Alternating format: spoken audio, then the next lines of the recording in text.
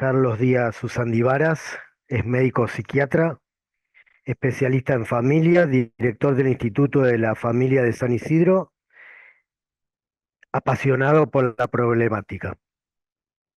Vamos adelante entonces, doctor Carlos Díaz.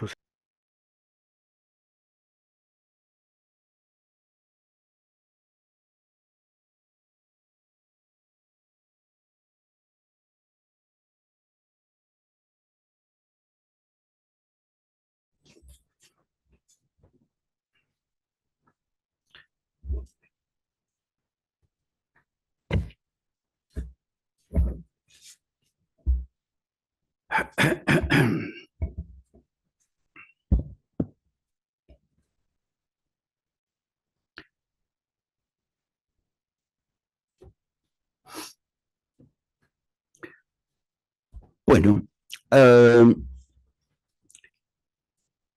yo voy a incluir um, algo que no había previsto a partir de algunas cosas que me parecieron muy importantes que dijo el doctor Dubove. Y por eso, para que no se me haga demasiado extenso, voy a leer la mayor parte de mi participación. Eh, en realidad, uno de los grandes problemas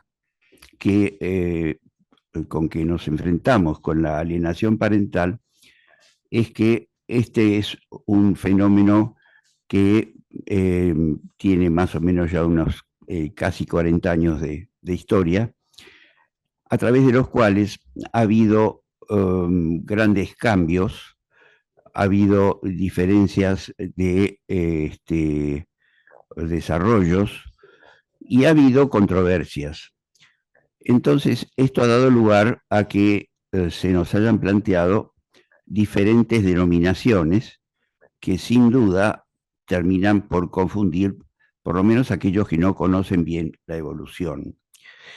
De manera que yo, como la temática de la alienación parental se caracteriza hoy por el uso de numerosos términos o rótulos que con el tiempo han sufrido cambios al profundizarse o extenderse su conocimiento y la percepción de que el uso, abuso y o negación de algunos de ellos, aún hasta de redefinirlos solo por cambiar el nombre, justifica una revisión buscando algo más de precisión y proponer tal vez alguna revisión, ya que, bueno, muchos han intentado, yo voy a intentar algunas observaciones que me llevan a proponer o a sugerir algunas denominaciones. La alienación parental de hoy es auténticamente un desarrollo de la interdisciplina psicojurídica, iniciado por Richard Gardner y continuado por infinidad de terapeutas y juristas. Richard Gardner era un médico psiquiatra, psicoanalista de Nueva York, profesor de la Universidad de Columbia, especializado en niños, casos judicializados, juicios de custodia, tenencia y pericias, sobre todo de violencia y abuso sexual infantil. Su primera exposición científica sobre alienación parental, aunque no con esta denominación, fue en 1985, pero más extensa y desarrollada recién en 1987 en un libro titulado The Parental Alienation Syndrome and the Differentiation Between Fabricated and Genuine Child Sex Abuse. Obviamente mi pronunciación inglesa es bastante limitada, pero ustedes habrán entendido lo que quise decir. Gardner había escrito ya antes de este 23 libros sobre temas afines, es decir, que su producción era realmente abundante y muy importante. Claramente, en él se refiere a la relación del síndrome de alienación parental, que así lo denominó entonces, con el creciente incremento de las denuncias de abuso sexual infantil atribuibles a su utilización dolosa más que a una mayor incidencia de las verdaderas, todo esto en las décadas de los 70 y 80. Richard Gardner atribuía este incremento a dos factores que cambiaron entonces en los procesos de litigio por custodia. El primero fue el reemplazo de la presunción de la doctrina de los tiernos años por la de los mejores intereses del niño. Cabe recordar que en nuestro código civil anterior argentino, el de Vélez Sarsfield, la doctrina que se seguía era la de los tiernos años, porque um, había un artículo que decía que los niños quedarán siempre con la mujer hasta los 5 años. Después de los 5 años, con aquel de los dos progenitores que diera mejores condiciones para su crianza y educación. Y esto cambió por los mejores intereses del niño, que es la doctrina que surge de la Convención de los Derechos del Niño y que, bueno, en nuestro nuevo Código Civil están claramente este cambio, es decir, no se sigue la doctrina de los tiernos años y está absolutamente coordinado con los mejores intereses del niño, que pertenece, como dije, a la Convención de los Derechos del Niño, que forma parte de nuestra Constitución Nacional. Y segundo, el otro punto al cual atribuye Gardner estos cambios es a la creciente popularidad de la custodia compartida. Siempre me refiero a la legislación de Estados Unidos. Cabe también señalar que en nuestro nuevo Código Civil está claramente la custodia compartida, y yo diría que no solamente, no sé, obviamente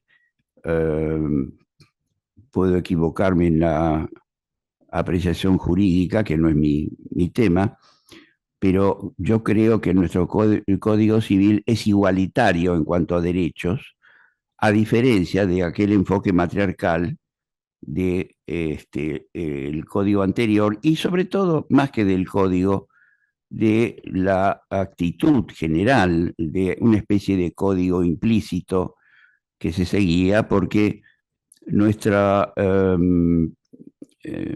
legislación decía que era hasta los 5 años, pero nosotros sabíamos que si un matrimonio que tenía hijos adolescentes se divorciaba, los adolescentes se quedaban con la mamá casi siempre, es decir, que no era cuestión de 5 años. Eso ya no existe más. Es decir, por lo menos no existe en cuanto a lo que dice la ley. Obviamente que hay algunas fallas, pero la ley dice otra cosa. Continúo entonces con la situación de Gardner y podemos señalar que inevitablemente esto de la relación de la alienación parental, como la describió Gardner, con las denuncias falsas de abuso sexual infantil, contamina el tema con el del feminismo salvaje, ya imperante, que se declaró su enemigo de Gardner. Como era de esperar, la reacción del sector que con o sin malicia especulaba con la falsa o equivocada denuncia de abuso sexual infantil que conducía a la alienación parental, como hoy la denominamos, reaccionó con mucha virulencia y una lamentable pobreza de argumentos.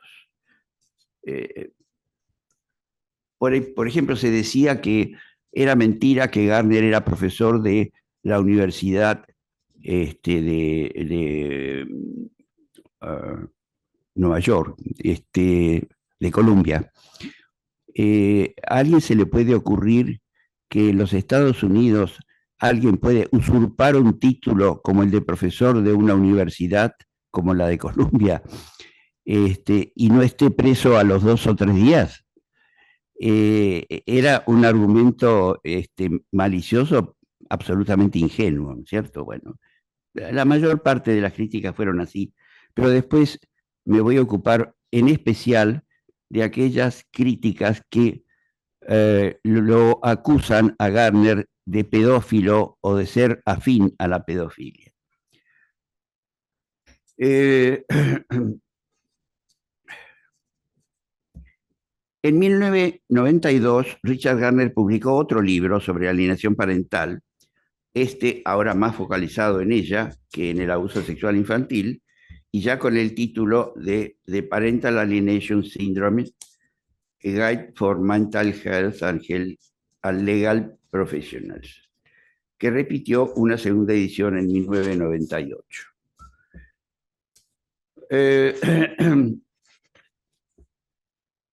Voy a referirme ahora a esta situación de las críticas a Gardner, que es lo que no tenía previsto para hoy, pero me parece que vale la pena estirarnos 5 minutos más. De lo que conozco de la vida y obra de Richard Gardner, encuentro solo un equívoco desde mi punto de vista que criticaría, fundamentalmente porque creo que constituye un desafío innecesario y peligroso a quienes falazmente lo mal interpretarían en su contra. Gardner era un provocador, claramente. A él le gustaba pelear, discutir, entrar en este tipo de polémicas y no se privó de ninguna de estas situaciones como para que se expusiera a situaciones de riesgo.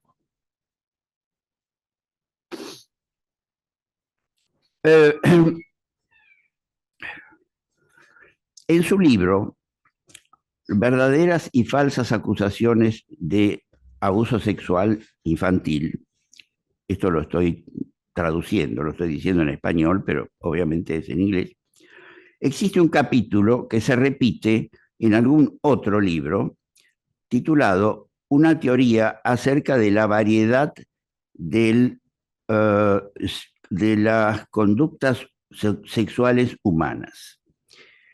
En él, Richard Gardner sale de su temática profesional y se sumerge en la teoría evolucionista darwiniana, en la selección natural y en la reproducción de la especie como meta biológica, una suerte de intento filosófico naturalista. En este quehacer se involucra con las teorías de Richard Dawkins, un zoólogo y etólogo, admirador de Darwin y evolucionista, del que toma algunas de sus ideas. Ellas se prestan para que fuera del contexto puedan ser interpretadas como una equívoca justificación de la pedofilia a valorizar solo el potencial biológico del acto sexual según las ideas de Hawkins, en un planteo claramente reduccionista. Pero aquí cabe recordar que en numerosas oportunidades Richard Gardner se manifestó absolutamente condenando la pedofilia. Gardner decía que las parafilias, es decir, las perversiones sexuales, en realidad eran consecuencia de un acto desordenado del impulso a la reproducción, a la multiplicación de la especie humana. Con lo cual daba la impresión de que esto podía ser una justificación de la pedofilia. Y la consecuencia fue que hubo grandes dificultades. Bien, continúo. Con todo el respeto que merece la gigantesca obra de Richard Gardner, con su denominación de síndrome de alienación parental, vale hacer de su nomenclatura alguna revisión. Él sería el primero en revisarla y actualizarla después de los sucesivos desarrollos científicos. Gardner era un psiquiatra y psicoanalista que pensaba y operaba en términos de psicología individual. Por esta razón, se limitó solo a la persona del niño afectado, su paciente, con su denominación de síndrome de alienación parental. Sí, dejó claro que esta denominación era aplicable solo al niño y cuando él mostraba una participación activa en un proceso que era en realidad propio de sus progenitores. Así, Gardner lo definió como un trastorno de la infancia que surge casi exclusivamente en el contexto de las disputas por la guarda y custodia de los niños. Su primera manifestación es una campaña de difamación contra uno de los padres que no tiene justificación. Hoy, casi 40 años después, está desarrollada la psicología relacional, que toma al sistema familiar como una unidad y así se puede pensar que en este tema el paciente es la familia. Entonces, para esto no es suficiente el concepto estricto de Gardner, solo aplicable al niño víctima. Posiblemente sea este el motivo por el que hace ya tiempo, en el ámbito de los que se ocupan hoy de estos fenómenos, se viene usando la denominación de alienación parental. Y acá voy a citar una frase que planteó Gardner en el año 1999, que dice enfáticamente, el SAP existe. Cualquier abogado que lleve disputas por la custodia infantil corroborará este hecho. Los profesionales de la salud mental y los del derecho lo observan. Pueden desear no reconocerlo, perdón. Pueden referirse a ello con otro nombre, como alienación parental, pero eso no niega su existencia. Vale decir que acá Gardner está mencionando la alienación parental, cuando dice el SAP existe, bueno, yo lo traduzco, pero y está mencionando la alienación parental. En la época en que Gardner dijo esto, es decir, todavía en el siglo XX, el concepto de alienación parental era cualquier alejamiento de un progenitor de él o los niños. No importaba que fuera un síndrome de alienación parental o que fuera una alienación parental protectora, por ejemplo. Y entonces, bueno, yo creo que acá corresponde establecer alguna diferencia.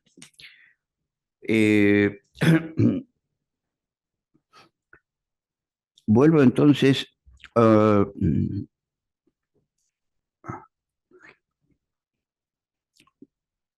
posiblemente sea este el motivo por el que hace ya tiempo, en el ámbito de los que se ocupan hoy de estos fenómenos, se viene usando la denominación de alienación parental.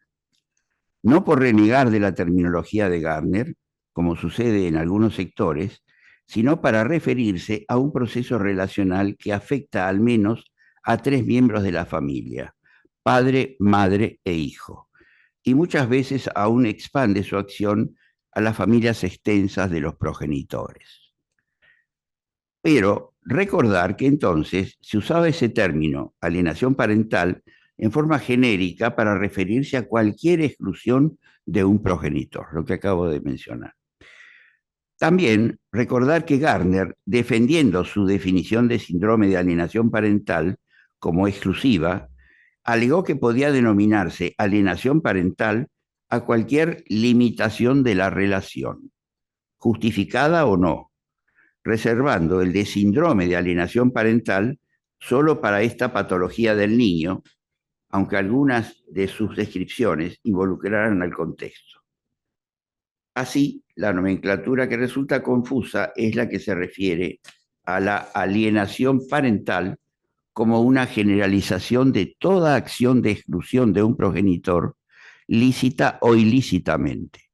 Aquí la idea propuesta es que alienación posee ya un significado propio y específico que no se puede confundir con aquello que mejor podríamos denominar exclusión protectora o preventiva, para diferenciar una exclusión legítima de la alienación que debería reservarse solo a las injustificadas y por lo tanto ilegítimas, objeto de alguna clase de violencia explícita o implícita. De esta manera, con una ligera revisión de la nomenclatura de Gardner, se aceptaría como alienación parental al proceso en general propio de todo el sistema familiar y se reservaría el de síndrome de alienación parental a la activa participación solo del niño, como la manifestación de una etapa ya avanzada del proceso de la alienación parental. El síndrome como una parte o etapa del todo, la alienación parental. Esta es la terminología propuesta por Bernet, Lorandos y Sauber, la de alienación parental, los más activos continuadores de la obra de Richard Gardner. Otra atención requiere el término alienación censurado injustificadamente en ciertos ámbitos por identificarlo rígidamente con Gardner, a quien algunos rechazan y lo reemplazan en otros términos mucho menos elocuentes. He visto, por ejemplo, que algunos abogados cuidan no poner en sus escritos la palabra alienación porque es como una mala palabra que va a ser mal interpretada, censurada, arriesgada, etc. Lo cual, bueno, puede que tenga bastante de cierto, pero es lamentable que tengamos este tipo de situación. Más allá de cierta crítica a la antigua interpretación, en algún caso referido a la alienación como el grado severo de la enfermedad mental, que nada tiene que ver con este tema, el término alienación es altamente descriptivo del fenómeno en cuestión. El vocablo original en inglés es alienation, cuya traducción al español es enajenamiento, desapropio, traspaso de dominio, extrañación, desapego, alejamiento, desunión, desvío. Etimológicamente, alienación proviene del latín alienus, cuyo significado es ajeno. Este es el verdadero sentido del término alienación parental.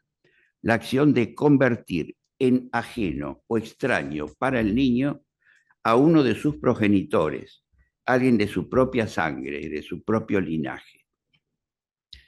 Aquí se asume que se está introduciendo una variante. La opinión es que el verdadero alienado al que se le cabe este término es al progenitor, al que el proceso ha convertido en ajeno, extraño, desconocido al afecto y al apego emocional de sus hijos, y no a estos que a él no le son ajenos. Tal vez, más que enajenados, usurpados por el progenitor alienador. Si en algunos ámbitos se aplicó al niño también la denominación de alienado, hoy, en la tendencia mayoritaria de investigadores y operadores del concepto de alienación parental, tal terminología aplicada al niño está fuera de uso. Un buen indicador de tal afirmación puede resultar que en el glosario que incluye el apéndice A, Parental Alienation Terminology and Definitions, cuyo autor es William Bernet, que lo escuchamos hace un rato. Doctor Usativaras, página 58 del libro Parental Alienation, Science and Law, recopilado por Demóstenes Lorandos y William Bernet, se cita al progenitor alienado, al progenitor alienador, y ninguna referencia a niño alienado que quedó manifiestamente en desuso. Bueno, creo que estoy pasado de tiempo, ¿no? Así que me voy a limitar nada más que a hacer alguna consideración sobre el síndrome de alienación parental, que es un concepto al que yo no me resigno a perder. Y voy a explicar por qué. Gardner planteó que el proceso de lo que nosotros llamamos hoy alienación parental era una lucha para alienar al progenitor y despegarlo del niño. Y que el niño tenía cierta resistencia, cierto rechazo, hasta que finalmente, obviamente, el niño sucumbía a toda esta maniobra del progenitor alienador. Acá yo creo que esto es importante para los operadores, para los terapeutas, porque el niño pasa por dos momentos muy diferentes.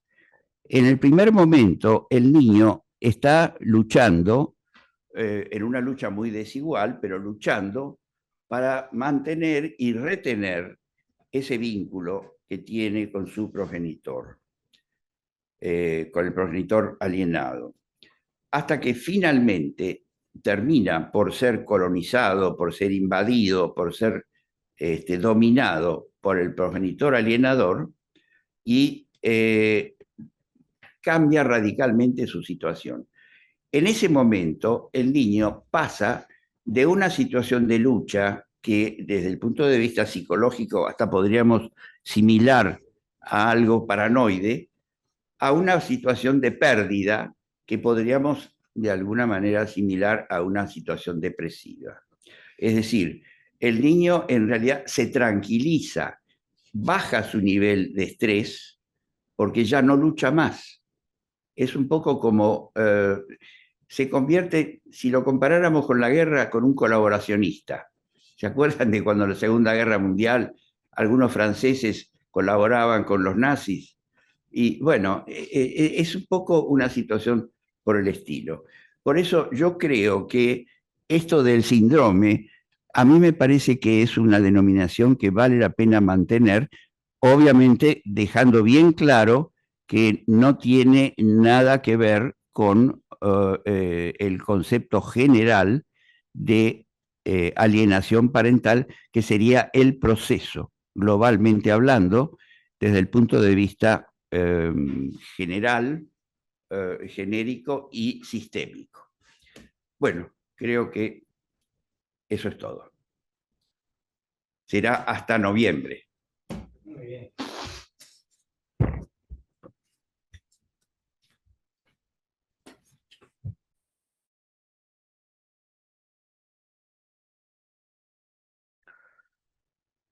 Doctor, ¿me recibe?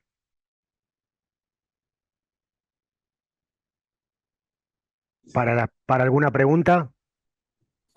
Bueno. Entramos en 5 minutos de preguntas, gracias. Siguen preguntando si queda grabado, si queda grabado. Eh, a ver, ¿por qué cree que es tan difícil para los peritos psicólogos o psiquiatras detectar la alienación parental y poder incluirla en los informes al juzgado? Bueno, tendría que dar varias razones, pero la primera que se me ocurre es por miedo al alienador. Es decir, los alienadores son temibles y hacen temblar hasta a los jueces a veces. De manera que esa es una razón fundamental. Por el otro lado, no olvidemos que si la mayor incidencia de alienadores es de mamás alienadoras, que eso es lo que está pasando ahora, hay también padres varones alienadores. Y en un momento hubo un incremento de los padres varones alienadores, pero ahora con el feminismo dominante y salvaje y violento, del que ya habló bastante el doctor Dubó y nos dio claramente toda la información. Bueno, yo creo que se han convertido en personajes temibles. Yo sé, por ejemplo, de situaciones en las cuales a un juez que hizo algo que a una señora no le gustaba, fueron y le escribieron insultos en la puerta del juzgado con aerosol. el nombre del apellido del juez y una cantidad de palabras soeces. Evidentemente hay represalias. Por otro lado, los jueces obviamente, hubo una época en que se decía que los jueces tenían que dictar sentencias con perspectiva de género. Bueno, si aplicábamos la perspectiva de género a la alienación parental, no nos iba a ir demasiado bien. Si estábamos con situaciones de alienación parental de padre.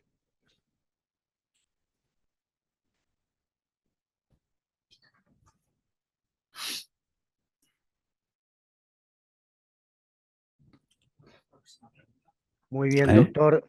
Sí. Gracias por la respuesta y muchos reconocimientos desde Olavarría y otras ciudades a la disertación. Así que no sé si hay tiempo para otra respuesta, otra pregunta o ya cerramos y pasamos al próximo orador. Ahí los tiene al lado a los asistentes. Lamentablemente parece que no y quedaríamos para noviembre. Que se queden con hambre para que vengan y participen en noviembre. Muchas gracias. Y sí, da para larguísimo y para el Congreso. Recuerdo que esto es un seminario preparatorio para el Congreso de noviembre. Gracias, doctor. Un Efectivamente. placer.